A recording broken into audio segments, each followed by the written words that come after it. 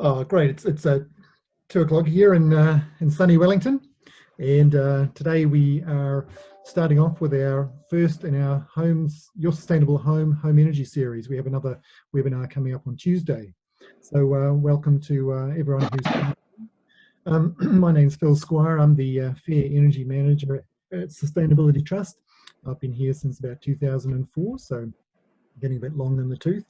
And my focus is on energy hardship. So that is keeping vulnerable folks, making their homes warm and dry and reducing energy costs. We have a panel here of 4 experts to answer your questions today. And just to remember that this is really about tips to make your home warmer and drier and healthier. And I think especially for a lot of us, we've been in our homes for, gosh, how long is that? 5 weeks or more at this point, and we'll be starting to pick up a lot of the I guess kind of weaknesses within our own homes. It's been reasonably warm over the last couple of weeks, but winter is coming. So if you have any questions that you'd like answered, then yeah, please shoot them through on the Q&A. So I'll just do a quick round. So the webinar today will work. So as I mentioned, you can submit your questions and answers. If you see a question there that you think is something that either you wanted to ask or you think is really important, then you can give that a thumbs up, and that'll come up on our priority list. Let me introduce our panel first of all. So to get started, so we have a panel of 4 here today, and I'll ask them to a bit of a background later on for themselves as well. So first up, we have David Pearce, who is our Healthy Homes Coordinator from Sustainability Trust. We have Chris Macheski, who is a Home Performance Advisor and one of our sales advisors at the Trust. Then we have Craig Audie, another of our HPA, and is a key advisor on our Home Energy Saver program. And then we also have Miranda Struthers, who is our Accessible Energy Advocate from the Electricity Retailers Association of New Zealand. So yeah, just before we get started, maybe I could just ask the panelists just to do a brief background on their experience, and then we'll get started on the questions. Carry away, David. Sure, kia ora everyone. I'm David Pearce. I'm a Healthy Homes Assessor at Sustainability Trust. The Trust has 2 Healthy Homes programs, Well Homes and Warm Fuzzies. And really the idea is to provide an in-home service to support low-income families who are struggling with cold, damp housing. We want to achieve warm and drier homes for better health outcomes. It's challenging work, but it's also very rewarding. So hopefully we can help with your questions today. Thanks. Thank you, David. Chris. Good afternoon. Chris, Home Performance Advisor for Sustainability Trust. I've been with the organisation for 5 years now. My job is basically to come into a wide range of homes and troubleshoot performance problems, whether it be cold, condensation, high energy bills, etc. Quite often we can have a good discussion and work out the problem and find a solution for you. That's what I do. Great, thanks Chris. Craig. Hi everyone, I'm Craig, and I've been at Sustainability Trust for just shy of 10 years now. So 5 years doing insulation instalments and another 5 years doing the advice side. And I'm the main assessor for our Home Energy Savers program, which is funded by the Wellington City Council, which allows any homeowner, any ratepayer who pays rates to the Wellington City Council to have a free 2-hour in-home assessment. So I would advise on a range of things from energy use to energy efficiency, products, things that people can do for cheap, wide range of scope of things, and obviously write reports on where improvements can be made and try tailor advice to suit people's needs and wants, basically. Great, thank you, Craig. And Miranda. Kia ora koutou. I'm Miranda from the Electricity Retailers Association. I used to work for Sustainability Trust as a home energy advisor, and then I was seconded to ERANS to work with the power companies to help them work on some programs and work streams to support families who are experiencing energy hardship. I know from the last 18 months that the power companies have been really committed to focusing on the support for vulnerable customers, and we've been driving forward some initiatives over the last 18 months for those families who are really experiencing hardship in how to heat their homes or pay for their energy bills. And we recognise that with COVID-19 crisis, this is going to be increasing in terms of the demand for the support that the power companies can offer. Great, thanks Miranda. So now just a reminder, if you do have a question, whether you could post it on the Q&A at the bottom of your screen, and then that will come up for me and I'll be able to direct it to the appropriate panelists. So maybe we'll get started. We've got a list of pre-prepared questions, and we also have other questions that are coming through from our participants. So maybe I'll just start off with a question from a participant which was directed at Miranda. So and the question is really, what support is there currently for people struggling to pay their energy bills? At the end of the question? That's the end of the question. Yeah. So look, we represent a number of the retailers, but not all of them. So I'm speaking on behalf of the ERANS members. They have about 90% of the market share. And my advice would be to call your power company. They don't all do consistent things. They all have offers that are available. And I would suggest if you speak to them and explain your circumstances, they would be able to make sure that you're on the best plan for your needs and can help connect you into other social support agencies as required. And the power companies our members follow our voluntary guidelines to support vulnerable customers that's set by the Electricity Authority, and that's a 33-step process that they must go through to show that they've actually connected customers into social support agencies and worked with MSD to ensure that they can keep on top of their bills. Thanks, Miranda. Does anyone else have any follow-up on that?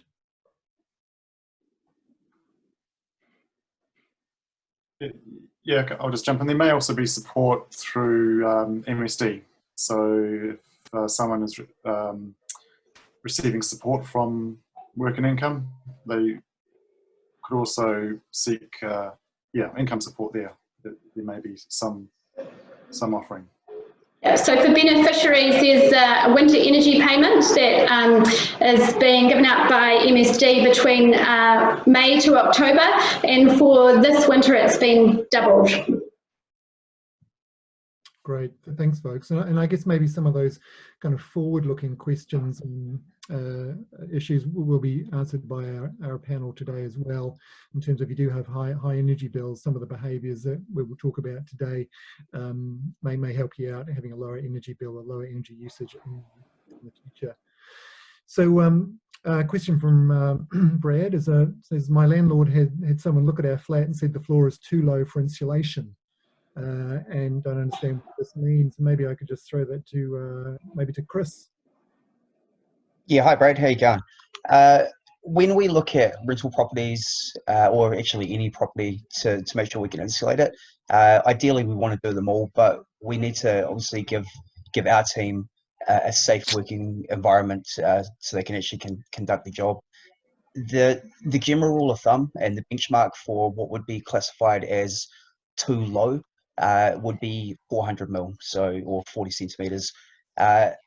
If you can imagine that, that's not actually a lot of space at all to be able to maneuver around with any equipment that you might need to install the underfloor insulation itself. Unfortunately, there's not a lot you can do with jobs like that.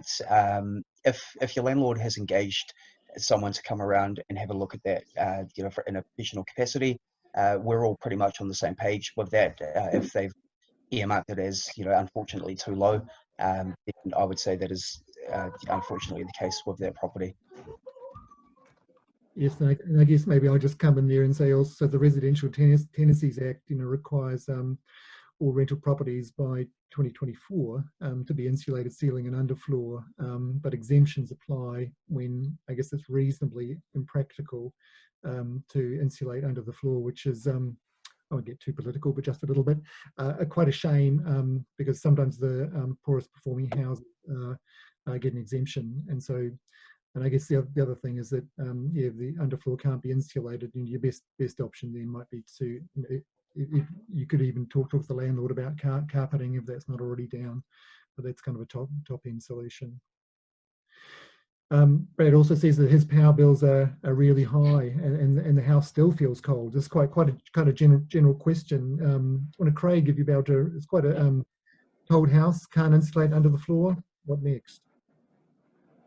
Cool. Yeah. So obviously, you will be in the future covered by the Healthy Home Guarantees Act, which will look at some of the solutions we'd usually suggest. So in a general rule of thumb, to have a healthy home, we're really looking to reduce moisture at the source where we can, which is taken care of in the Healthy Home Guarantees Act.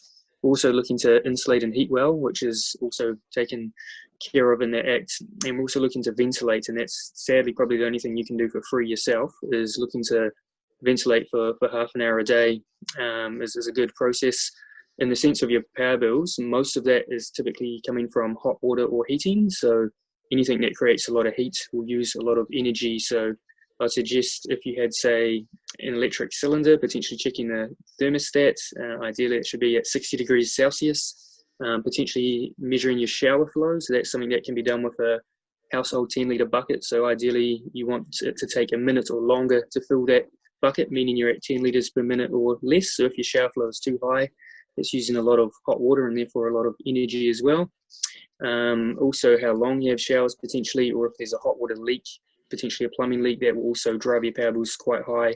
Or things like a broken thermostat on the cylinder would just mean that the element's running 24/7. So the easiest way to typically check that is to see how hot the water is coming out of the tap. So if your water is coming out scorching hot at the tap, it's probably a pretty good indication that your thermostat's broken. Looking at heating options, I mean, you're limited in what you can do as a tenant, because obviously you can't really install things like heat pumps and stuff yourself if you could afford it. So on the cheaper end of things, you're probably looking for effective electric heaters, and typically on the cheaper end of things, we usually suggest microthermic heaters as being quite effective. So they're things that can be bought anywhere from sort of $50 to $250, and they will just output a different type of heat, which makes it more effective than your standard oil columns and stuff like that. So other cheap measures, which you'd probably need your landlord's permission, is things like you can get window film kits, which are sort of fake double glazing options, or draft protection, and that's just looking to reduce heat loss through the glazing itself. And that's probably the cheaper end of things you've got as an option as a tenant. Failing that, the property that you're in, or any property you move to, should ideally meet a certain standard. They sort of say 90 days after any new or renewed tenancy from the 1st of July 2021. So like Phil said, any property has to be done by 2024. That's just in case there's long-term tenancies.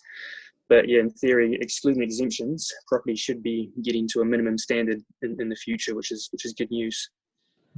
Thank you, Craig. And maybe I could ask David. So David, works with a lot of vulnerable households, and has seen some pretty poor housing. And the program he works in covers, I guess, advice to folks who are on lower incomes and struggling. So maybe David, do you have anything to add? Sure. Certainly in relation to keeping warm, it's not always easy for folks on low income to run a heating device. So really you want to maximize the heat. So you want to keep it in the house. So as much as you're looking at heat gain, you also want to address your heat losses. So really look and focus in on reducing drafty gaps around the home. About 10% of heat can be lost out through drafty gaps. So just small DIY tricks can help there. Rolling up towels, blocking drafts around gaps around windows and doors. Curtains make a big difference. So if you can access your local curtain bank, and we've got a curtain bank at Sustainability Trust, then certainly double-layered curtains will keep the heat in at night time. Yeah, so it's just a good way to consider heating a house is a bit like a bank account. You want to get the heat in, but you want to retain it. You don't want the heat lost as well. Great, thank you, David. Another question here from Alice, which is sorry, not this one's not from Alice. This is from someone else. This is basically saying I'm living in a flat. Sorry, just my daughter in here. I'm just on another call. Can you take it? I'll call them back. Sorry about that. The challenges of working from home. So this question is from someone who has a flat. It's about 100 years old and has very high ceilings. A lot of the older bungalows have about a 3.6 metre stud or more, and so they need to get a heater. So high ceiling, what kind of heater would you recommend? Big room, and this also has an external door. Maybe Chris, what do you think about what kind of advice would you give here? Yeah, it's actually pretty important that you pick the right heating solution for the right environment. Not all heaters are created equal, and not all spaces that we try to heat need the same type of heating. In a situation like that, I would generally recommend a radiant type heat source over a fan driven heater. So if you look at whether it be your kind of little blow fan heaters or even heat pumps, for example, they heat the air very quickly. But if you've got big or high studs, you've got a lot of volume of air that you're trying to heat, which can take considerably more energy to actually heat up. If you look at a radiant type of heat source, what it's going to do is going to give you a temperature in a better relation to that volume. So if you sorry, I kind of lost my train of thought there. If you look at a radiant heater, they are much better suited to high stud environments. It gives you a direct heat at your livable level, and it's not trying to heat all of this excessive air that you've got sitting, 2.5 meters up on the roof cavity where you're not actually using it. Also depends on the size of the room itself. Your kind of standard radiant heater that you can go and buy from Bunnings or Mitre 10 or anywhere else, they're good for about a 20 square meter room. Anything much larger than that, and you are starting to have to look at bigger heat sources, whether they be gas driven or fireplaces, and obviously we can't really comment on what would be the right solution for that exact space without seeing it. But as a general rule of thumb, I would say a radiant type heat source would be the best fit. Great. Well, thank you, Chris. Got a question on electricity costs and providers, which I might direct to Miranda. Sorry, my screen's just gone down. Coming back.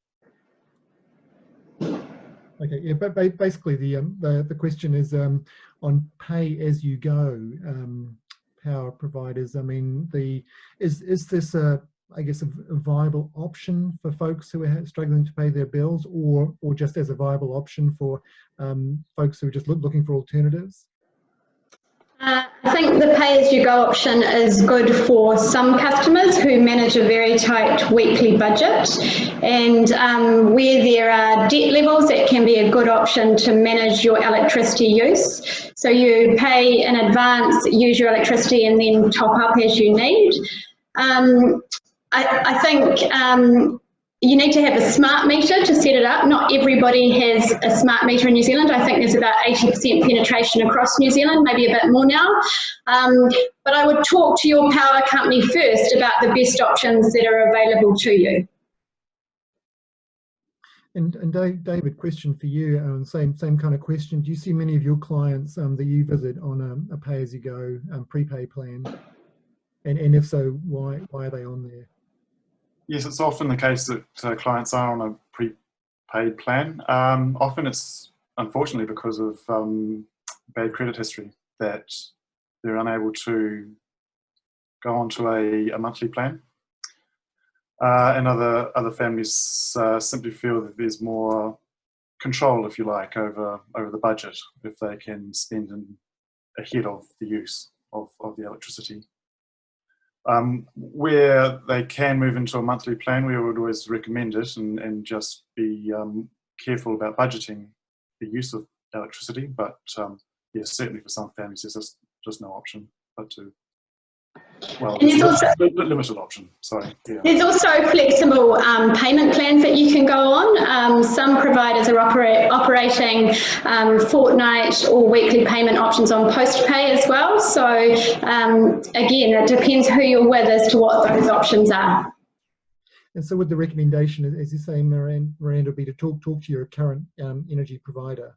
Yes, and then there's always the option of comparing and switching between providers, and you know, you can make savings that way. There's a website called Power Switch, which is operated independently by consumer.org.nz, and you type in your details about your usage and where you live, and they will spit out who the best provider is. But it only is a cost comparison website, so if you want to talk to your power company over the phone, some only have online services, so you need to be aware of what the offerings are around that if you need more than just price comparison.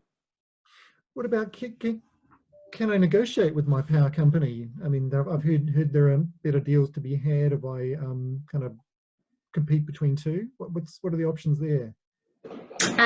Good question, Phil. I think you call your power company first and see what the best deal you can get is with your existing provider, and then do some homework around what the other alternatives are. Yeah, and I guess we recognise this is a competitive market, and energy providers would rather retain you as a customer than to go after someone else. So yeah, it's a really good option to, if you're struggling with your power bills, to negotiate and see what you can get. And a question here about someone who's moving into a new house, and the house doesn't have underfloor insulation or a vapor barrier on the bottom. So apparently the partner will do the install themselves straight away, but would like to know which to do first off, whether it's the moisture blanket first or the insulation, or should they wait until dry weather to lay the moisture blanket to ensure they're not trapping moisture under the house? Craig, can you give us your feedback there? So is it the vapor barrier first and then the insulation, or insulation first, vapor barrier, or leave the vapor barrier till summer and do the insulation? What's the best option now, bearing in mind that it's cold and they've got the time and the inclination to do it? It's a very good question. They both have different benefits and serve different purposes. So I would say, if you can, do them both at the same time, because they're both very important. So I wouldn't really call one more important than the other. Some people would argue that the benefits of the polythene or the vapor barrier would be better in the sense of having dry air inside the home, which is easier to heat than there is to install underfloor insulation, which will minimize your heat loss. But they both have different purposes. They're both very important, and they should both be done ASAP. In the sense of the order, if you could do them both at the same time, I'd definitely lay the ground vapor barrier first. That just makes the install of the insulation under the floor a lot tidier and easier for you. You're not going to drag material on the floor and have dirt in it. It's not going to fall into your eyes and stuff like that. So it's a lot nicer environment to work in to install underfloor insulation once the vapor barrier is down. In the sense of timing, it doesn't matter if you put it in now or wait for the weather to get drier. It's better to put it in sooner rather than later, so you can start having those benefits sooner. The only time I would warn off putting down the polythene early is if there's any puddles under the floor or any drainage issues or anywhere where water was seeping into the underfloor. That should be addressed first before you lay the polythene. But just assuming it's a little bit damp, it doesn't need to wait to be dried out before you put it down. It should just be put down straight away. It's trapped under the polythene itself. The polythene is what we call non-permeable, so basically moisture can't evaporate through it. So once it's trapped under there, it sort of stays under there and evaporates somewhere else in theory of the water table. So it doesn't end up like a waterbed like a lot of people would expect. So yeah, definitely do both at the same time if you can. And it's probably nicer on your end for the install side of things if you can put the vapor barrier down first. It just makes the install of the insulation a lot tidier and neater for you as well. Right. Hey, thanks, Craig. Can I just add to that? If you're going to do it yourself, what I'd recommend is firstly go on ECA's website and see whether or not you are eligible for the insulation subsidies. If you live in an area that can tap into that, you're going to save yourself quite a few pennies and have it also done professionally. With the polythene, you just make sure that you are looking at a fully enclosed environment. If you've got a lot of airflow naturally underneath your home, it's not going to serve any benefit to actually lay the polythene down. They're really there for fully enclosed kind of concrete foundation job. Great, thank you. And maybe Chris, just a follow-up question for you was around general recommendations for types of underfloor insulation? What's best? You know, there's a range of fiberglass products, polyester products, and oil, all kinds of things. What are your recommendations for underfloor insulation? Yeah, it depends on the environment that you're in. So if you're in a home that gets a lot of wind cutting underneath, and you know you're potentially up exposed on a coast, up on stilts, etc., I would recommend using a more semi-rigid type of insulation, something a bit denser that isn't going to fall out, not as easy for wind to travel through. Something like the Mammoth brand Novafloor would work well, or even you know, products like Xpol polystyrene slab works well. One thing I would say with that is, if you're going to do it DIY, you're probably going to have the hardest job trying to install polystyrene. It is pretty tricky to get right. It's really is a cut once, measure twice, or even 3 times with that type of material. For most homes that we would see kind of in the Wellington area that are, you know, 600 off the ground and a pretty stock standard, polyester blankets work very well. They're very easy to install. You don't need a lot of specialized tools. All you need is a staple gun. You get a dust mask to keep yourself nice and fresh under there, and a packet of staples. It's actually pretty simple to do. If you're going to do it yourself, just make sure that you get under there first, take your measurements of the joist runs so you know how wide of a material you need to buy when you go to the retail store to get it. But polyester in summary, very good product, lasts an absolute lifetime, doesn't degrade, doesn't fall out. And just on that foil, you can't legally use it anymore. It's been removed from the building standards. So if you see it, don't try and repair it, and maybe get someone around to replace it. Great, thanks, Chris.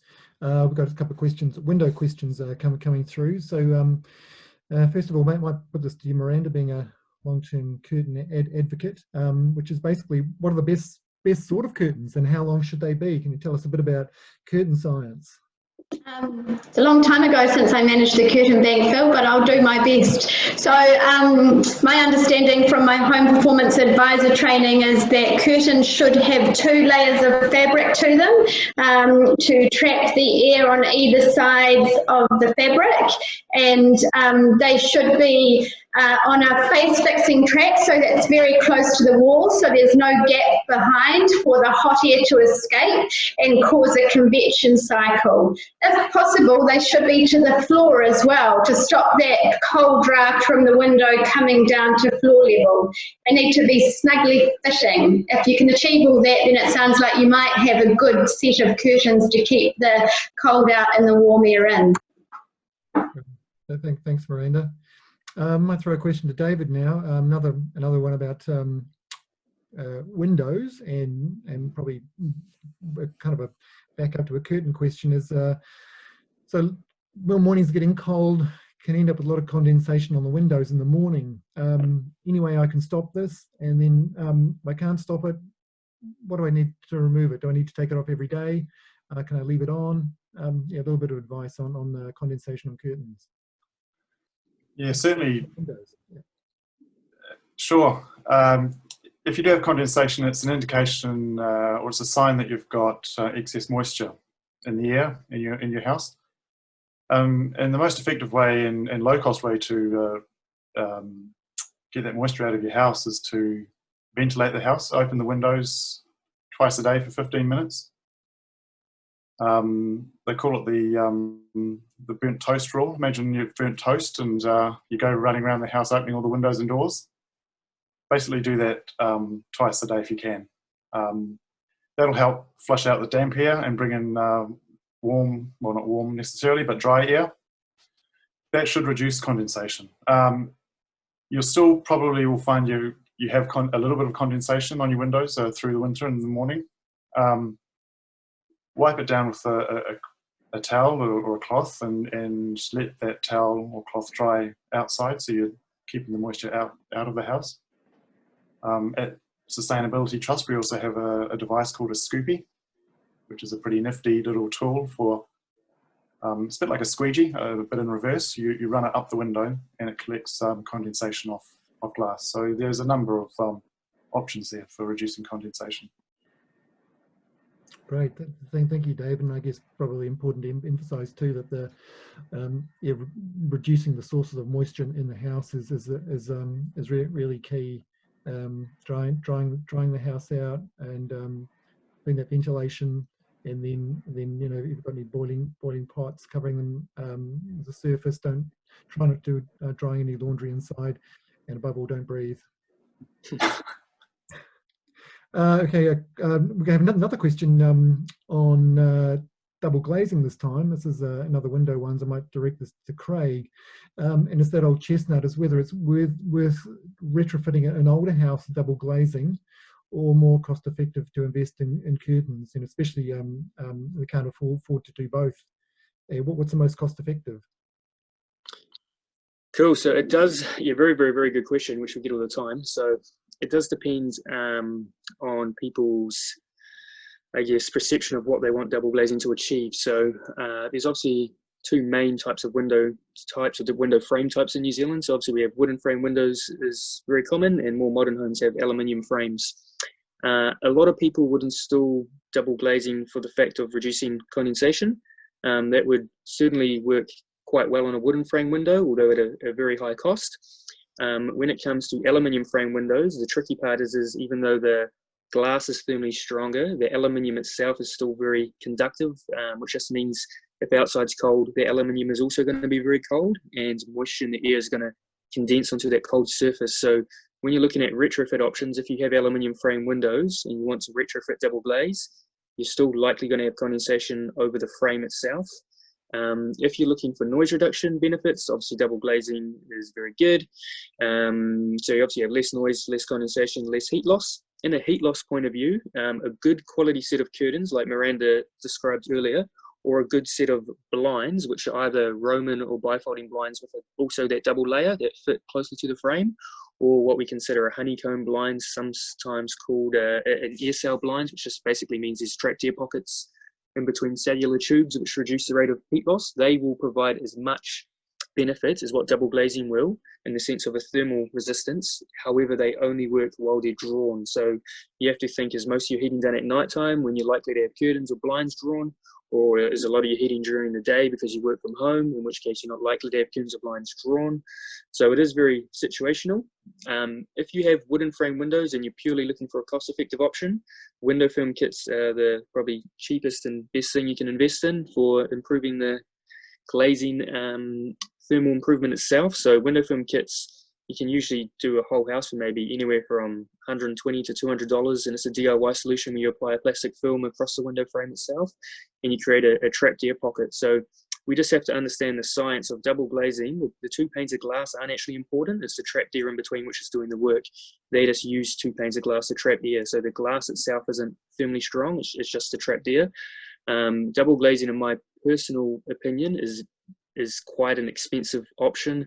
I don't personally think you'd save the cost in energy or heat loss savings, so I'd rather invest that money elsewhere myself. So it does come down to budget, what else is done in the property, what more could you do, but generally double glazing is one of the lower end solutions I would have, unless you have to replace the windows anyway. Okay, great. Thanks, Craig. Hey, we're just going to have to wrap up fairly soon. I see we've still got quite a few questions on there, which either we can refer till next time, or we can answer these with a written response.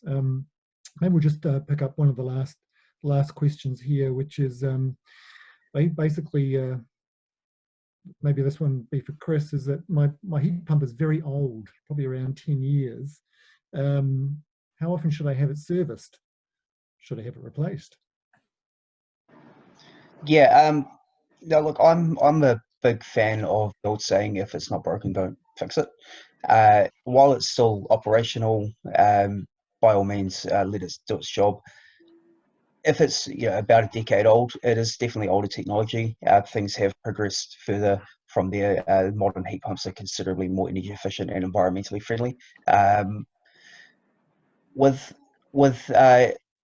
With your heat pumps now, or sorry, if you're looking at replacing it, look, I would definitely say do it as it starts to crap out. With servicing, Your older models are likely going to need a little bit more attention than what your modern ones would.